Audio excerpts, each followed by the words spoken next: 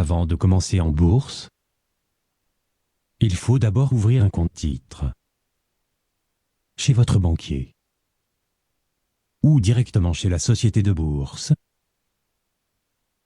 Un compte titre est un compte ouvert chez une agence bancaire ou une société de bourse et qui est réservé au dépôt et à la gestion de valeurs mobilières. Afin de connaître le client et de définir les droits et obligations des deux parties, la société de bourse doit signer avec le client une convention d'intermédiation. Et l'agence bancaire doit signer avec le client une convention d'ouverture de compte titre.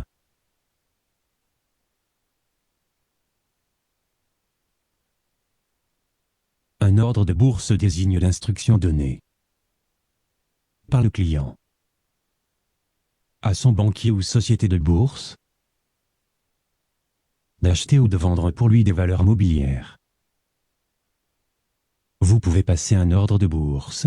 Pour son exécution, l'ordre doit comporter une série de mentions obligatoires. L'ordre de bourse doit être matérialisé par une fiche dûment remplie et signée par le client, en le déposant auprès de votre banquier, ou en le déposant ou en téléphonant à votre société de bourse, ou en utilisant le trading en ligne. Lors d'une séance boursière, votre société de bourse exécute vos ordres de bourse ainsi que tous les ordres de bourse collectés des clients. L'ordre est dit direct.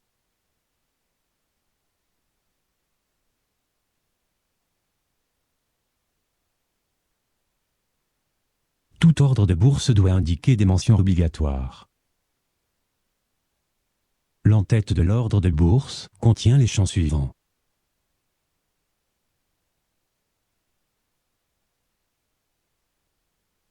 Après l'entête, l'ordre de bourse indique les mentions obligatoires relatives aux opérations demandées. Pour chaque opération, il y a lieu d'indiquer le nom de la valeur et ou son code,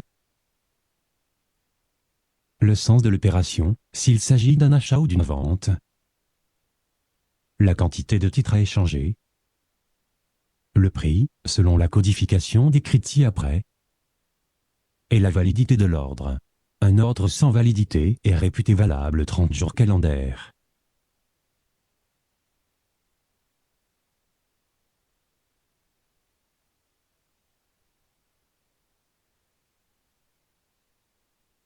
Après avoir indiqué le nom de la valeur, et s'il s'agit d'un ordre de vente ou d'achat, vous devez indiquer quelle quantité vous désirez échanger.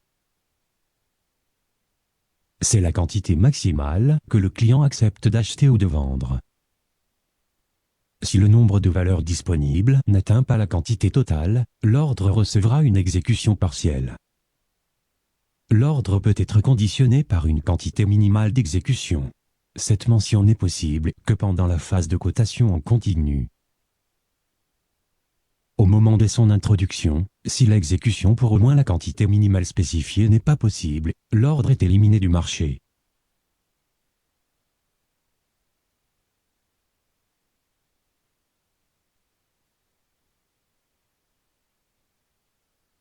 Après avoir indiqué s'il s'agit d'un ordre de vente ou d'achat, vous devez indiquer à quel prix vous désirez effectuer l'échange.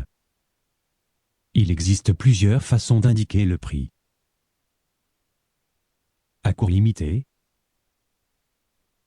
à la meilleure limite, au marché. Détaillons ces différentes façons afin de voir celle qui vous convient.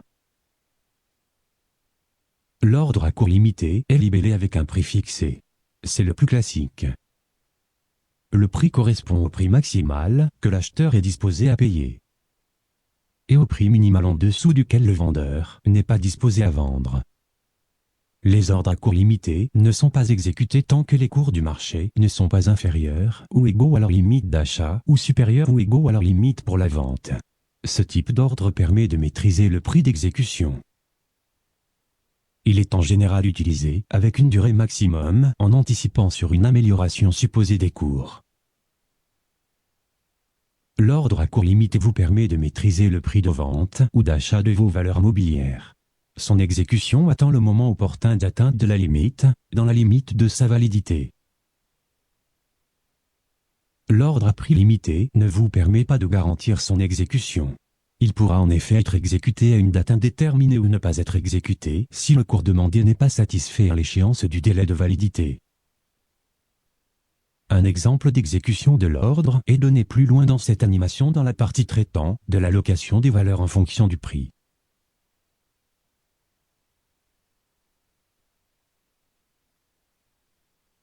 Toujours dans le champ prix, la deuxième possibilité est à la meilleure limite. L'ordre à la meilleure limite est un ordre de bourse formulé sans indication de prix. Il sera exécuté en fonction des conditions de marché. Si l'ordre est introduit avant l'ouverture de la valeur, il sera servi au cours d'ouverture du jour, si la priorité de l'ordre et les quantités disponibles le permettent. Si l'ordre est introduit pendant la séance de cotation en continu, il sera exécuté au cours de la meilleure limite, maximum si vente ou minimum si achat, au moment où le tour de l'ordre de bourse arrivera par rapport aux autres ordres. Son exécution dépendra aussi de la quantité demandée.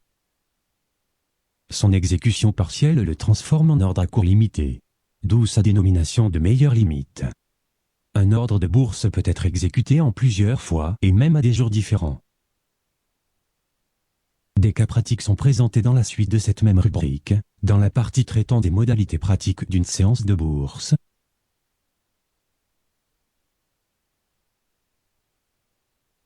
La troisième possibilité d'ordre de prix est au marché. C'est un ordre qui n'est assorti d'aucune indication de prix et destiné à être exécuté à tout prix en fonction de sa quantité et des ordres présents sur la feuille de marché. L'ordre au marché est prioritaire sur tous les autres types d'ordres. Son exécution dépend du mode de cotation de la valeur concernée et de la phase de cotation pendant laquelle il est introduit. Si l'ordre est introduit lors de la préouverture, c'est-à-dire avant l'ouverture de la valeur, il sera exécuté au cours d'ouverture, prioritairement à tous les autres types d'ordres, en fonction des quantités disponibles. Si l'ordre au marché est introduit pendant la séance de cotation en continu, valeur cotée en continu uniquement, il sera exécuté autant que sa quantité l'exige à plusieurs cours, selon les cours proposés. L'ordre au marché est exécuté en priorité par rapport aux autres types d'ordres. L'avantage est essentiellement la durée d'exécution rapide. Il est exécuté plus rapidement que l'ordre à court limité, dans la limite de la quantité disponible. Dans le cas d'ordre au marché, vous n'avez aucun contrôle sur le prix d'exécution.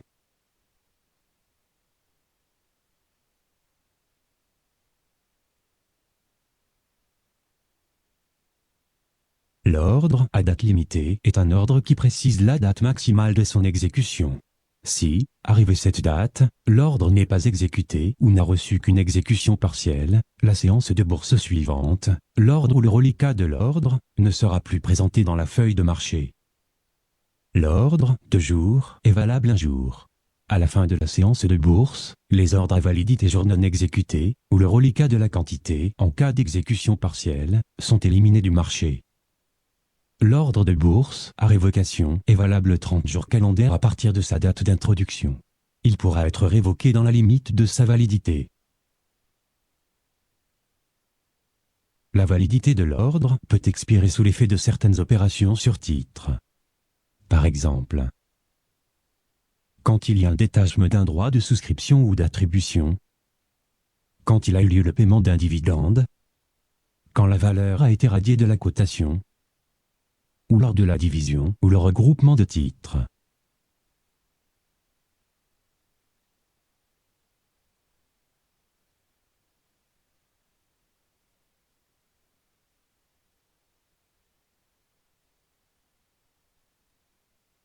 Il faut d'abord savoir que les ordres de bourse sont traités par un système de cotation électronique qui assure la confrontation des ordres selon des règles de priorité et des algorithmes de fixation de cours spécifiques. Parmi les principes à retenir,